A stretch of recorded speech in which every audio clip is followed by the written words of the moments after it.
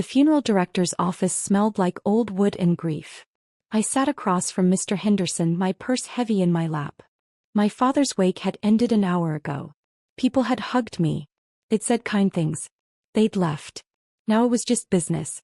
Miss Madeline, about the burial plot payment. I reached for my wallet. Pulled out my credit card. The black one Beau and I shared. Mr. Henderson ran it through the machine. Declined. That's strange, I said. Try this one. He took my debit card. Declined. My chest tightened. There must be a mistake. Mr. Henderson's eyes held pity. The kind that said he'd seen this before. Would you like to call your bank? I pulled out my phone with shaking hands. My primary checking account showed 0. My savings account showed 0. Our joint account showed 0. Every account had been frozen that morning. The morning of my father's funeral. I looked up at Mr. Henderson. I need 5 minutes. He nodded and left the room. I sat there in that chair, surrounded by casket brochures and sympathy cards, and something inside me went very cold. Very quiet.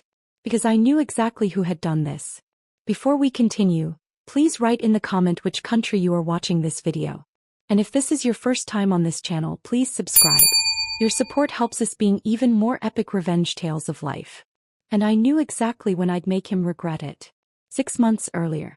The coffee shop on Maple Street made the best vanilla lattes in town. I sat by the window every Tuesday morning. Same table. Same drink. My laptop open with spreadsheets that made my eyes blur. You're always working, the barista said. Her name was Rosa. She had kind eyes. Family business, I replied. Someone has to keep the numbers straight. I didn't tell her the business was falling apart. Didn't mention that my father's construction company was bleeding money. That suppliers were calling daily. That employees needed their paychecks.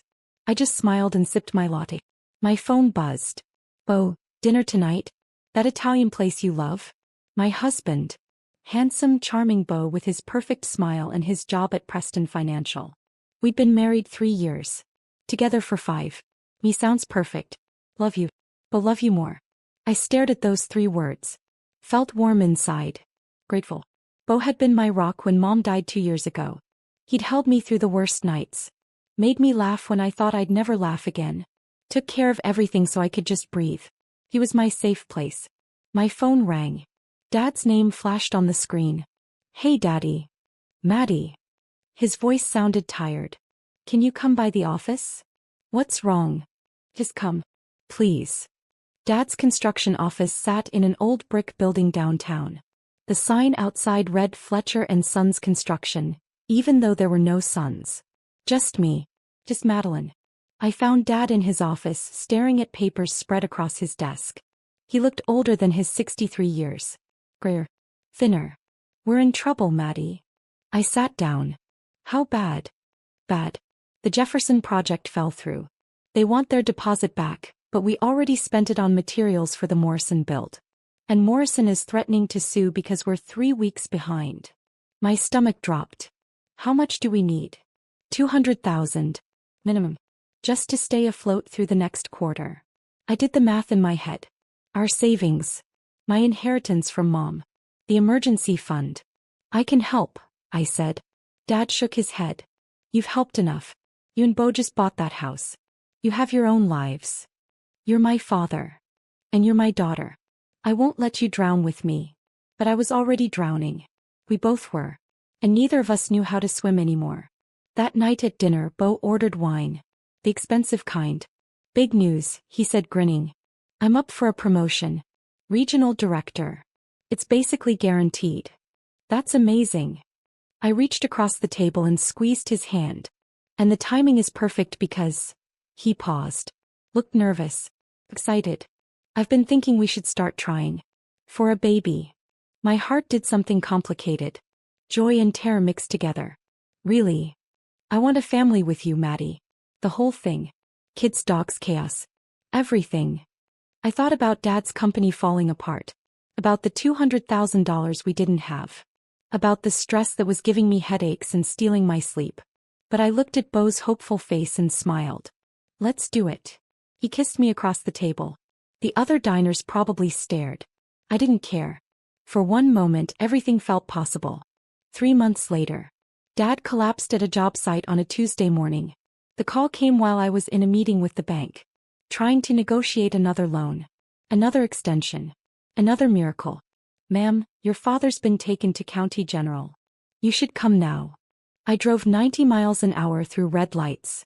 Bo met me at the hospital. He'd left work early. His tie was loose. His face was pale. "They won't tell me anything," he said. "Only family." We sat in the waiting room for 3 hours. Dr. Patel finally came out. She was young. Competent. Her face told me everything before she opened her mouth. "Your father had a massive heart attack. We did everything we could, but the damage was severe. He's stable for now, but," she paused. "His heart is functioning at 20% capacity. Maybe less." "What does that mean?" "It means we wait. And hope. And prepare." Prepare. Such a clean word for something so messy. Dad spent 2 weeks in the ICU. Then another week in a regular room. I stayed with him most nights. Slept in the uncomfortable chair by his bed. Held his hand when he woke up scared. "The company," he kept saying. "Maddie, the company. Don't worry about it. You have to let it go. Sell it. Liquidate. Whatever you have to do. Promise me you won't kill yourself trying to save it." "Dad. Promise me." I promised. What else could I do? Bo brought me clean clothes and coffee. He was perfect. Attentive and loving. "Whatever you need," he kept saying. "I'm here." And he was. Every day. Dad came home on a Thursday. We'd converted the downstairs den into a bedroom. Hired a nurse named Patricia who smelled like lavender and had strong hands. I visited every day after work. Bo came with me sometimes, but his promotion was taking up more time. More meetings. More late nights at the office. "I'm sorry I can't be there more," he said. "You're busy. I understand." And I did. One of us had to keep working. Keep earning. Keep the lights on. 1 month later. I was at Dad's house when I got the text from my accountant. "Jerry, we need to talk. Call me ASAP." I stepped onto the porch and dialed. "Madeline, someone's been accessing your accounts." My blood went cold. "What?" "There's been unusual activity. Large transfers. I noticed it during the quarterly review. Did you authorize a $50,000 transfer to an offshore account 3 weeks ago?" "No." "What about the $25,000 last month?" "No." "Jerry, I don't understand. Someone has access to your banking information. All of it. And they've been moving money slowly enough that the fraud alerts didn't trigger. $75,000. Gone." "Who?"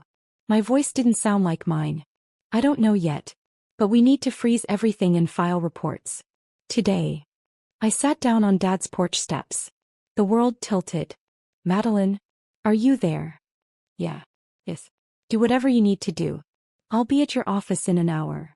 I hung up and stared at my phone. 50,000 3 weeks ago.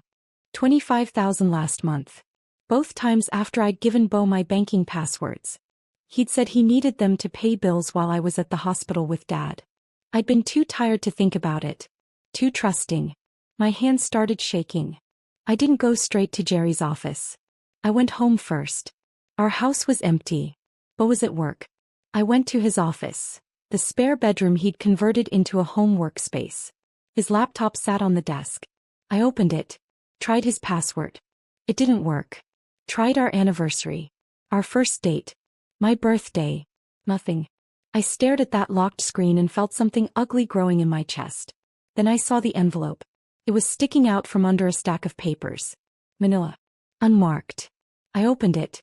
Inside were bank statements. But not for any account I recognized. The name on the account was Bo Fletcher. Using my last name, not his. And the balance was $153,000. My $153,000.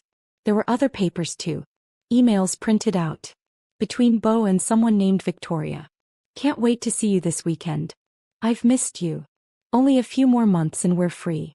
She's so focused on her father she doesn't notice anything. The account is almost full. Then we disappear. I read every email twice. Then 3 times. My husband was stealing from me. My husband was cheating on me. My husband was planning to leave me. I sat on the floor of his office and something inside me broke. But it didn't break into sadness. It broke into something sharper. Harder. I took photos of everything. Every paper. Every email. Every statement. Then I put it all back exactly how I'd found it. I went to Jerry's office with a smile on my face. I think I know who's been accessing my accounts, I said. And I need you to do something for me. But we have to be very, very careful. Jerry leaned forward. I'm listening. 2 months later. Dad died on a Sunday morning. Patricia called at 6 a.m. Madeline. I'm so sorry. He went peacefully in his sleep. I sat on the edge of my bed. Bo was still sleeping next to me. The room was dark. Thank you, I whispered. I'll be right there. I didn't wake Bo. Not yet. I drove to Dad's house alone. Sat with his body for an hour. Held his cold hand. Told him all the things I should have said before. I'll be okay, Daddy. I promise. I'll be okay. But I wasn't sure I believed it. The next week was a blur. Funeral arrangements. Phone calls. Paperwork. So much paperwork. Dad had wanted to be cremated, but I couldn't afford it. Not anymore. So we'd have a wake instead. A viewing. Then burial in the plot next to Mom. Bo helped with everything. He was attentive. Sweet. Perfect. Whatever you need, he kept saying. What I needed was for him to be who I thought he was. But that person didn't exist. The wake was scheduled for Friday afternoon. 2 days away. I was at Jerry's office finalizing the funeral payment plan when my phone rang. Unknown number. Hello. Is this Madeline Fletcher? A woman's voice. Young. Nervous. Yes. This is Victoria Brooks. I think we need to talk. About Bo. Everything stopped. How did you get this number? From Bo's phone. Look, I didn't know he was married until last week. I found your wedding photo in his wallet. He told me he was divorced. That you were his ex-wife. But then I saw the emails and her voice cracked. I'm so sorry. I didn't know. I closed my eyes. What do you want? To warn you. He's planning something. He's been moving money. Talking about leaving the country. I think he's going to drain your accounts and disappear. When? Soon. Maybe this week. I heard him on the phone yesterday. He was laughing about timing it perfectly. Something about a funeral. My father's funeral. He was going to rob me blind on the day I buried my father. Thank you for calling, I said quietly. I'm sorry. I really am. I didn't mean to. I know. Goodbye, Victoria. I hung up and looked at Jerry. We need to move faster. I woke up at 5 a.m. Bo was already awake. Getting dressed in the dark. You're up early, I said. Work emergency. I have to go in for a few hours. But I'll be back before the wake. I promise. He kissed my forehead. Smiled. I waited until I heard his car pull away. Then I got up and made coffee. Checked my phone. Jerry had sent a text at 4 a.m. Jerry, it's done. All accounts showing 0 as of 6 a.m. He can't touch anything now. I'd spent the last 2 months carefully moving money. Penny by penny. Dollar by dollar. Into an account Bo didn't know existed. An old savings account from before we were married. The one in my maiden name. The one with a different bank. Different passwords. Different everything. The account Bo had forgotten existed. Or never knew about in the first place. Every dollar he thought he'd stolen was actually still mine. And everything left in our joint accounts was marked as frozen. By me, not him. But he didn't know that yet. The wake started at 2 p.m. I wore black. Did my makeup carefully. Made sure I looked exactly like a grieving daughter should look. People came. Neighbors, Dad's old employees, family, friends. They hugged me. Said kind things. Brought casseroles and sympathy cards. Bo arrived at 1:30. He hugged me tight. I'm so sorry, baby. How are you holding up? I'm okay, I lied. He held my hand through the viewing. Stood beside me as people paid their respects. Whispered comforting things in my ear. Oscar-worthy performance. At 3 p.m. the funeral director pulled me aside. Miss Fletcher, we need to discuss payment. For the burial plot and service. Of course. Let me get my purse. I followed Mr. Henderson to his office. The same office where this would all come together. I sat down. Pulled out my wallet. Let me try this card first. I handed him the black credit card. The joint one. He ran it. Declined. I looked surprised. That's strange. Try this one. My debit card. Declined. Mr. Henderson's expression was carefully neutral. Would you like to call your bank? Yes. Please give me a moment. I pulled out my phone. Checked my accounts. Every single one showed zero. Frozen. I looked up with wide eyes. Confused. Hurt. I don't understand. There's no money. Everything's frozen. Mr. Henderson nodded slowly. Take your time. I stood up. My hands were shaking, but not from fear. From rage barely contained. I need to make a call. I'll be right back. I walked out of the funeral home. Bo was standing by the door, talking to someone. He saw me and smiled. I walked past him. Kept walking. Out to the parking lot. To my car. He followed. Maddie? What's wrong? I turned around. Looked at him. Really looked at him. My accounts are frozen, I said quietly. His face showed concern. Perfect practice concern. What? How? I don't know. Every account. The joint ones. My personal ones. Everything's at zero. That can't be right. Let me see. He reached for my phone. I pulled it away. Do you know anything about this, Bo? What? Bo? Why would I? Because the funeral director needs payment right now. And I have nothing. On the day of my father's wake. I have nothing. His eyes flickered. Just for a second. And I saw it. The satisfaction. The cruelty. Then it was gone. Hidden behind concern again. This is obviously a mistake. Call the bank. I'll help you sort it out. I already called. They said the accounts were frozen by request. From inside. Someone with access. Well, it wasn't me. No.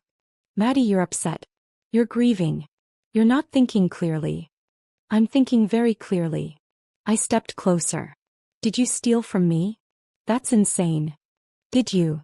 No. He looked offended. Hurt. How can you even ask me that? Today of all days. I stared at him. This man I'd loved, trusted, built a life with. This stranger. Okay, I said softly. Hey. I believe you. Relief flooded his face. Thank you. We'll figure this out. Together. Like we always do. Yeah. Together. I turned and walked back inside. Behind me I heard him exhale. He had no idea what was coming. The wake ended at 6 p.m. I went through the motions. Hugged people. Accepted condolences. Pretended everything was fine. Mr. Henderson pulled me aside again. About the payment. I have another account, I said quietly. I just remembered. An old one. Let me get the information. Relief crossed his face. Of course. Take your time. I gave him my maiden name account details. The one with everything I'd secretly transferred over the past 2 months. The payment went through. Dad's burial was scheduled for Sunday morning. Bo drove us home. We didn't talk much. At home he poured wine. Sat next to me on the couch. I'm sorry today was so stressful, he said. But we'll fix the account thing. First thing Monday morning. Okay. Are you all right? Just tired. He kissed my temple. Get some rest. I'll handle everything tomorrow. I went to bed early. Lay there in the dark. Listened to him moving around downstairs. Around midnight I heard him on the phone. His voice was low. Happy. Went perfectly. She has no idea. By Monday I'll be gone. We'll be gone. Victoria's voice came through faintly. Are you sure? Positive. She's too distracted to notice anything. And after the funeral I'll just disappear. She'll think I left for work and never came home. By the time she figures it out, we'll be in Costa Rica. What about the money? Already moved most of it. The rest transfers Monday morning. Then we're set. They talked for a few more minutes. Made plans. Laughed. I lay there and listened to my husband plan his escape. And I smiled in the dark. I woke up early. Bo was still sleeping.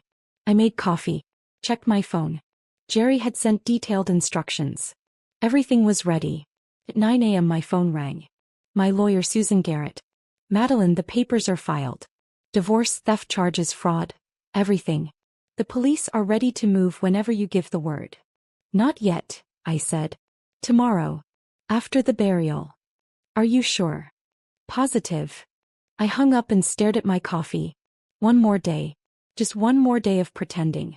Bo was affectionate all day. Kind of sweet. We went through Dad's things together.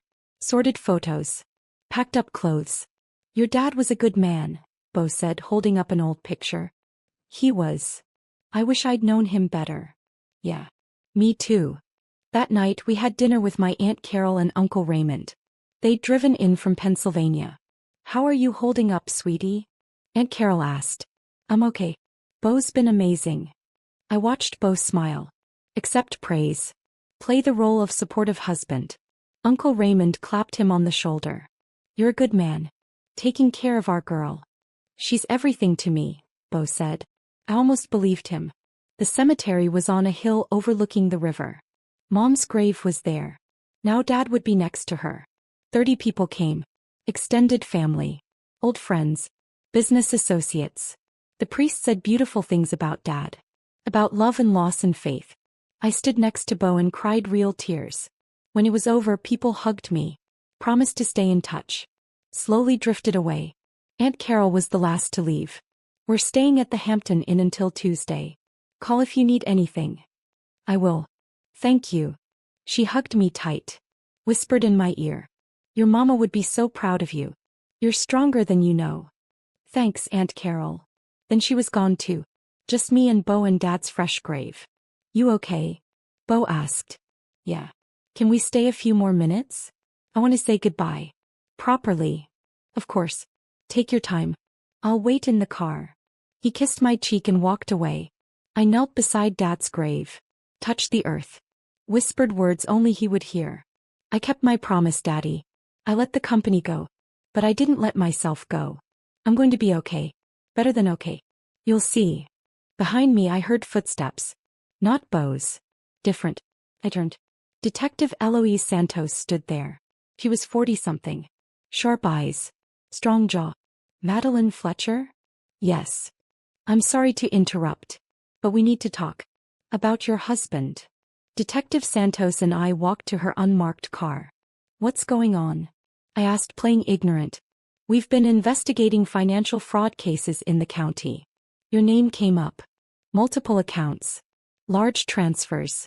All connected to Bo Fletcher. I don't understand. Your husband has been stealing from you. We have evidence. Bank statements, emails, communications with an accomplice.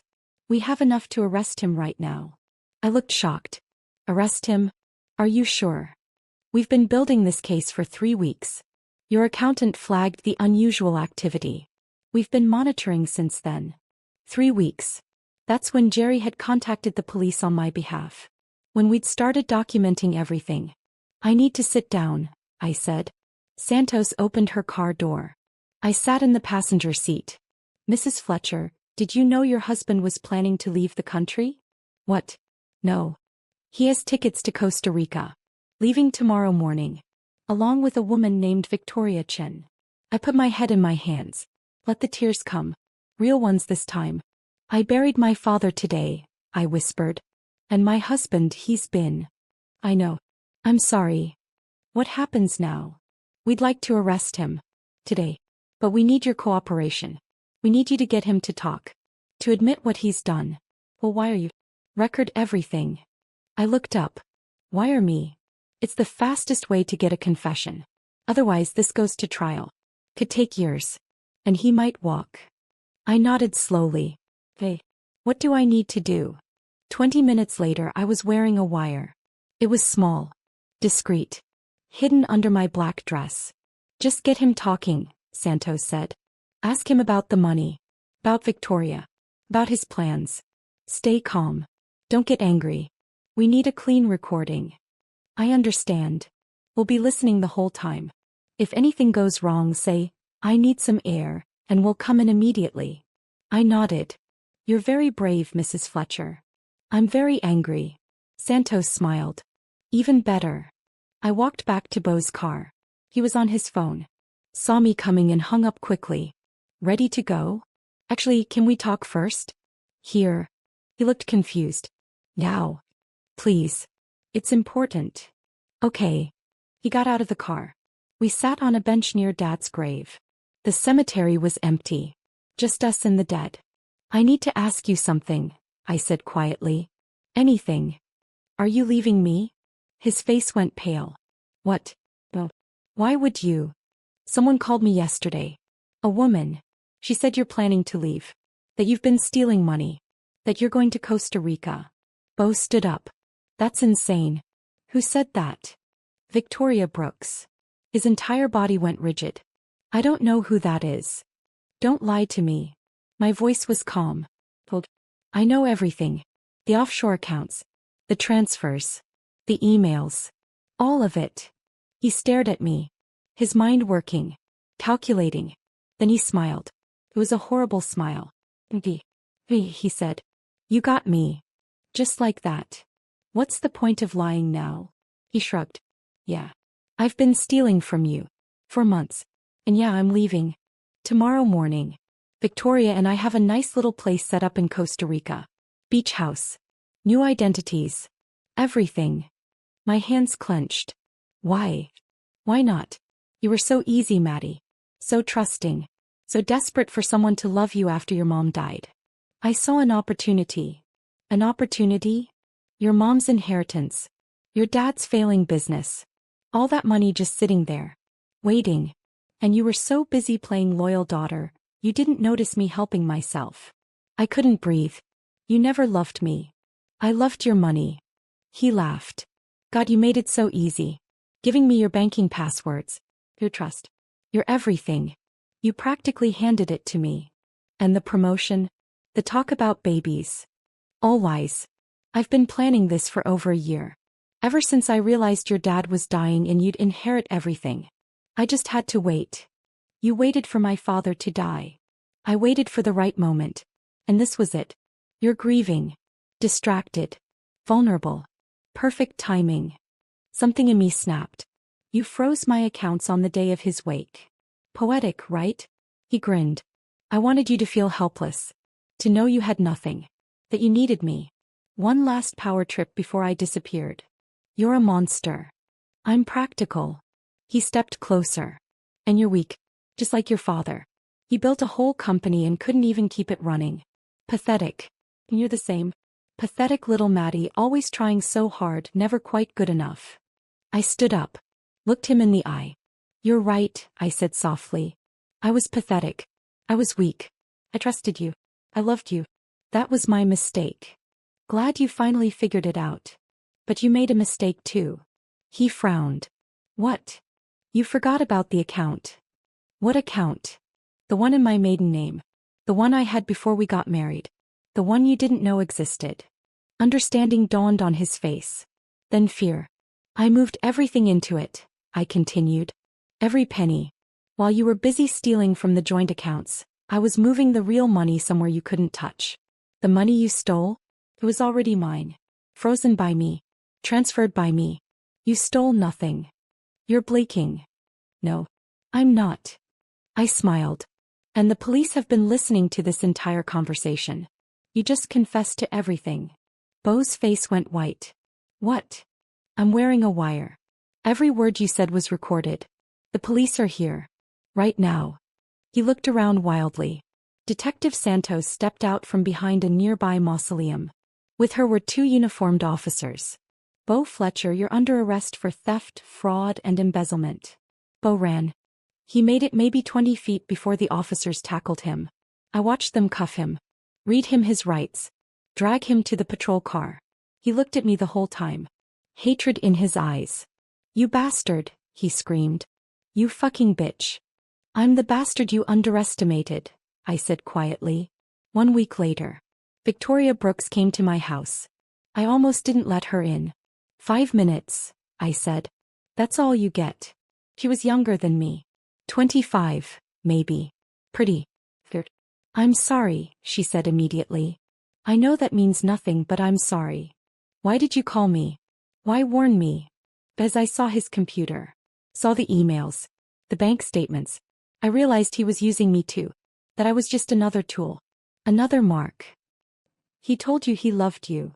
He told me a lot of things. All lies. She looked at her hands. I checked. He had 3 other women. All of us thinking we were special. All of us helping him steal money.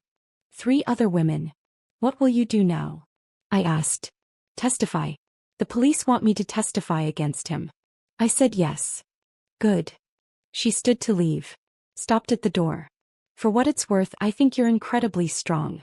What you did, planning everything, staying calm, I could never. You'd be surprised what you can do when you have to. She left. I never saw her again.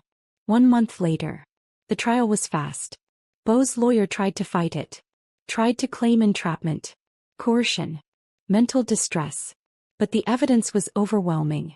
The recordings, the bank statements, the emails, the testimonies from Victoria and 2 other women he'd been conning. Jerry testified about the suspicious account activity. Susan testified about the divorce filing. Detective Santos testified about the investigation. I testified last. I sat in that witness box and told the truth. Every detail. Every lie. Every betrayal. Beau stared at me from the defense table. Hatred in his eyes. I didn't look away.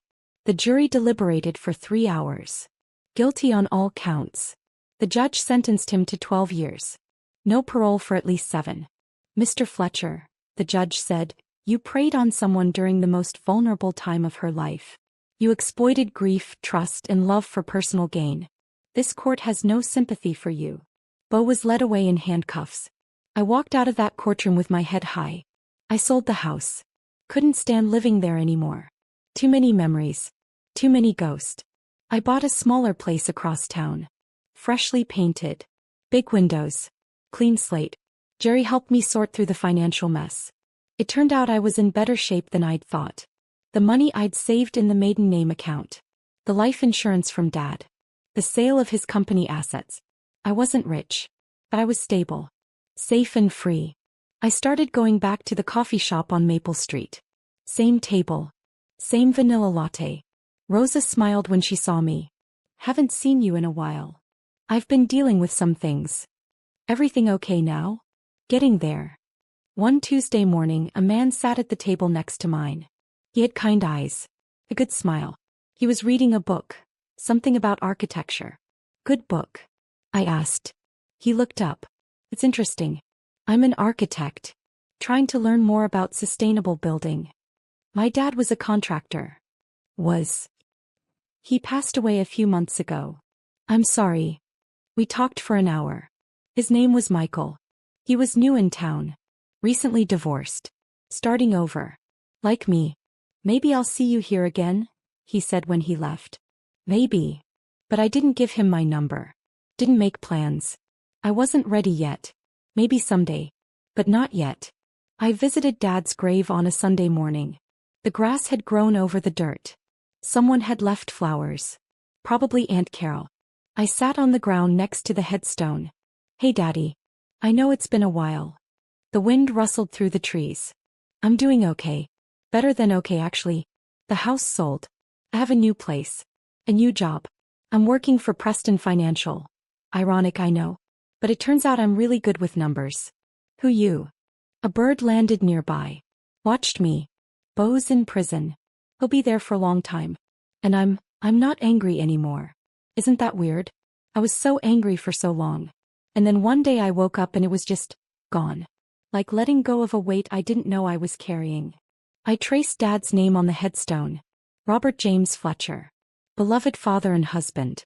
I miss you. Every day. But I'm okay. I'm actually okay. The bird flew away. I stood up. Brushed off my jeans. I'll come back next week. Same time. I love you, Daddy. I walked back to my car. The sun was warm on my face. For the first time in a year I felt light. 1 year later. The coffee shop on Maple Street was busy. I sat at my usual table, but this time I wasn't alone. Michael sat across from me. We'd been seeing each other for 3 months. Taking it slow. Learning each other. So, he said, stirring his coffee. I have to ask you something. My heart jumped. Okay. Why did you give me a chance? After everything you went through with your ex. I thought about it. Really thought about it. Because you reminded me that not everyone is like him. That kindness exists. That trust is possible. And now. I'm sure. He smiled. Reached across the table and took my hand. I'm not him, Maddie. I'll spend every day proving that if I have to. I know. I believe you. And I did. My phone buzzed. A text from an unknown number. Unknown. This is Victoria. I hope it's okay I'm texting. The trial for the other women just finished. Everyone got justice. I wanted to thank you. You started all of this. You saved us. I stared at the message. Then I typed back. We saved each other. Good luck with everything. No, you deserve all the happiness in the world. I put my phone away. Michael was watching me. Everything okay? Yeah. Everything's perfect. 2 years later. I opened my own financial consulting firm. Fletcher Financial Advisory. Small office. Just me and 2 employees. But it was mine. We specialized in helping women protect their assets. Recognize financial abuse. Take back control. The business grew faster than I'd expected. Women came to me with stories like mine. Husbands who'd stolen. Partners who'd lied. Family members who'd exploited. I helped them. All of them. Taught them about separate accounts. About protecting passwords. About trusting their instincts when something felt wrong. You saved my life, one woman told me. Her name was Jennifer. Her husband had been stealing for years. No, I said. You saved yourself. I just showed you the tools. One afternoon, Detective Santos stopped by the office. Madeline. Good to see you. Eloise. What brings you here? Just checking in. Heard about the business. Impressive. Thanks. She sat down. Looked around at the certificates on my wall. The photos of Dad. You know, when I first met you at that cemetery, I wasn't sure you could go through with it. The wire. The confession. All of it. I wasn't sure either. But you did. You were calm. Focused. Strong. That's rare. I was angry. Anger is a powerful motivator. It is. But you channeled it into something good. That's even rarer. She stood to leave. Paused at the door. Bo's up for parole in 5 years. They'll notify you when the hearing gets scheduled. I'll be there. I figured you would be. After she left, I sat at my desk and thought about Bo. About prison. About 5 more years. And I felt nothing. No anger. No sadness. No fear. Just emptiness where he used to be. That was how I knew I'd won. Michael proposed on a Tuesday morning after 3 years. At the coffee shop on Maple Street. Bar table. Our spot. Rosa brought out a latte with a ring in the foam. She was in on it, apparently. Madeline Fletcher, Michael said, getting down on one knee. You're the strongest, smartest, most beautiful person I've ever met. Will you marry me? Everyone in the coffee shop stopped. Watched. Waited. I looked at this man. This kind, patient, honest man. And I said yes. We got married 6 months later. Small ceremony. Just family and close friends. Aunt Carol cried. Uncle Raymond gave me away. Rosa from the coffee shop came. Jerry came. Susan came. Even Detective Santos came. I wore a simple white dress. Carried wildflowers. Michael wore a gray suit. His eyes were wet when he saw me. You're perfect, he whispered. So are you. We said our vows in a garden. Promised to love each other. Honor each other. Choose each other every day. And I meant every word. 5 years later. Bo's parole hearing was on a Thursday. I took the day off work. Michael came with me. We sat in the hearing room. Bo was led in wearing an orange jumpsuit. His hair was grayer. His face harder. He saw me and his jaw tightened. The parole board asked questions. About his behavior. His remorse. His plans for the future. Bo answered mechanically. Said all the right things. Claimed he'd changed. Then they asked if anyone wanted to make a statement. I stood up. My name is Madeline Fletcher. Well, Madeline Ross now. I was Bo's wife. His victim. Bo stared at the table. 5 years ago this man tried to destroy me. He stole my money. He betrayed my trust. He planned to abandon me on the day of my father's funeral. The board listened. He wanted me to feel helpless. Broken. Defeated.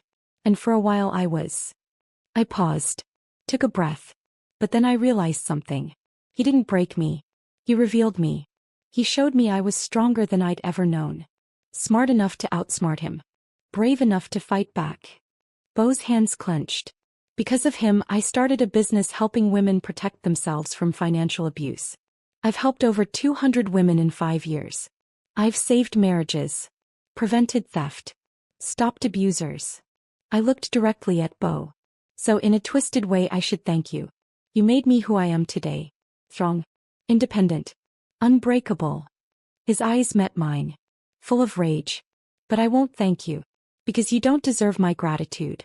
Or my forgiveness. Or my mercy. I turned to the board. He's sitting here saying he's changed. That he's remorseful.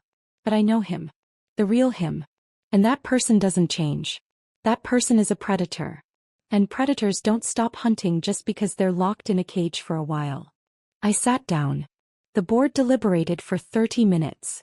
Parole denied. Bo would serve his full sentence. 7 more years. As they led him away, he looked at me one last time. I smiled. He looked away first. 7 years later, present day. I'm 41 years old now. I have a successful business. A husband who loves me. A house with big windows and a garden. Michael and I have a daughter. Her name is Claire. She has my eyes and his smile. She's 3 years old. Fearless. Stubborn. Perfect. Sometimes when I watch her play, I think about everything that led me here. Fame. The betrayal. The revenge. And I realize something. Bo didn't just try to destroy me. He tried to erase me. Make me disappear. Turn me into nothing. But I'm not nothing. I'm everything he tried to take away. And I'm still here. This morning I got a letter. From the Department of Corrections. Bo had been released. After 12 years he was free. Michael found me reading it in the kitchen. You okay? Yeah. I'm okay. Do you want to do anything? Get a restraining order? Extra security? No. He's not my problem anymore. He stopped being my problem 12 years ago. Michael hugged me. I love you. I love you too. Claire ran into the kitchen. Mommy. Come play. I scooped her up. Kissed her cheek. Hey baby. Let's play. That afternoon I went to the cemetery. Stood at Dad's grave like I'd done 100 times before. Hey Daddy. Big news. Bo got out of prison. 12 years. It's over. The wind was cool. Fall was coming. I'm not scared. I'm not angry. I'm just done. Done with that chapter. Done with that pain. Done with letting him take up space in my head. I knelt down. Touched the grass. I wish you could meet Claire. She would have loved you. And you would have loved her. Tears came. Good tears this time. Thank you for teaching me to be strong. For showing me what real love looks like. For giving me the tools to survive when everything fell apart. I stood up. Wiped my eyes.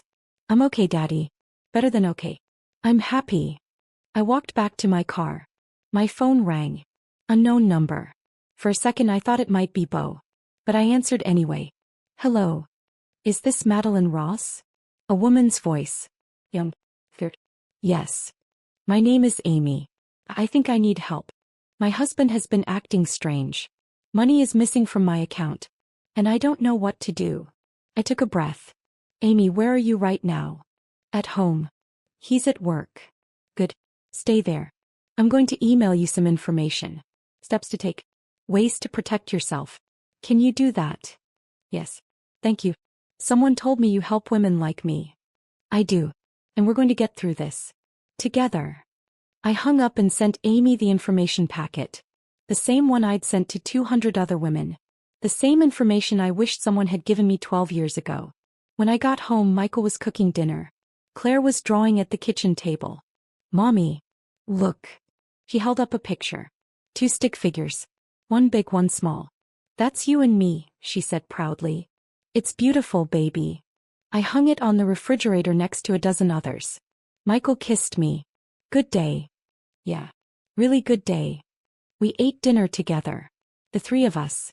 Talked and laughed and made plans for the weekend. Normal. Simple. Perfect. Later that night, after Claire was asleep, I stood in our living room. Looked at the photos on the wall. My wedding to Michael. Claire's birth. Family vacations. Holiday gatherings. A whole life built from the ashes of the old one. Michael came up behind me. Wrapped his arms around my waist. What are you thinking about? How different things could have been. If I'd given up. If I'd let him win. But you didn't. No. I didn't. I turned around. Looked at my husband. This good man who'd chosen me. Who'd waited for me to heal. Who'd loved me through everything. Thank you, I said. For what? For being patient.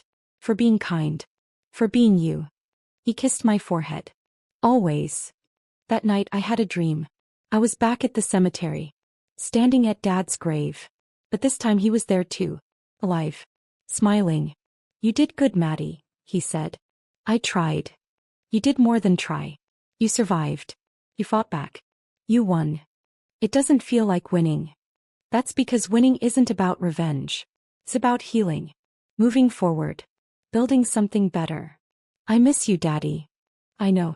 But I'm always with you. Every choice you make. Every person you help. Every moment of happiness. I'm there. He hugged me. And I felt warm. Safe. Complete. I love you, I whispered. I love you too, Maddie. Now wake up. Your daughter needs you. I opened my eyes. Claire was standing by the bed. Mommy? I had a bad dream. I scooped her up. Held her close. It's okay, baby. You're safe. I'm here. Will you stay with me? Always. I carried her back to her room. Tucked her into bed. Lay down next to her until she fell asleep. And as I watched her breathe, peaceful and safe, I realized something. Bo had tried to take everything from me. My money. My trust. My future. But he'd failed. Because the things that mattered most, my strength, my resilience, my ability to love again, those things were never his to take. They were mine. And I'd kept them. The thing about revenge is this. It's not about hurting the person who hurt you. It's about refusing to let them define you. Bo wanted me broken. Defeated. Destroyed. Instead I became stronger. Wiser. Better. I built a life he could never touch. A family he could never hurt. A future he couldn't steal. That's the real revenge. Not watching him go to prison, though that was satisfying. Not seeing him denied parole, though that felt good too. The real revenge was waking up every day and being happy. Being whole. Being me. I saw Bo one last time. By accident.